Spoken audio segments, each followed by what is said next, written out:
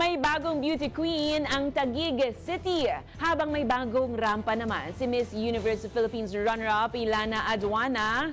At sino itong actress, TV host na may balak nga bang sumabak rin sa pageant scene?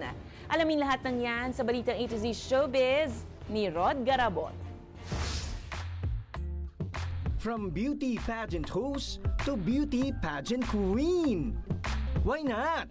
Hindi nga nakalagpas sa mata ng pageant fans ang beauty at charm ng actress TV host na si Gabby Garcia nang magsilbing MC sa katatapos ng Miss Universe Philippines kamakailan. Ang internet comments, hoping na sumali na sa wakas ang 26-year-old Morena Beauty.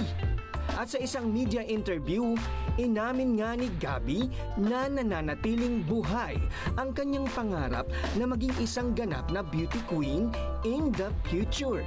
Gayunpaman, alam din niyang mahirap ang sitwasyon dahil sa mga kontrata sa kanyang showbiz career tulad ng pagiging kapuso actress at ngayon ay host ng Pinoy Big Brother. Kaya kung kailan nga kaya sasabak si Gabby at sa kung anong pageant, wait and see na lang kung magkakatotoo. Speaking of pageants, may bagong reyna ang Taguig City.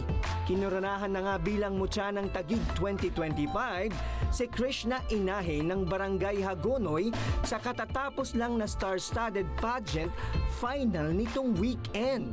Nadaig ni Krisha ang 35 ibang kandidata para sa corona at maging sa titulo ng Best in Evening Gown.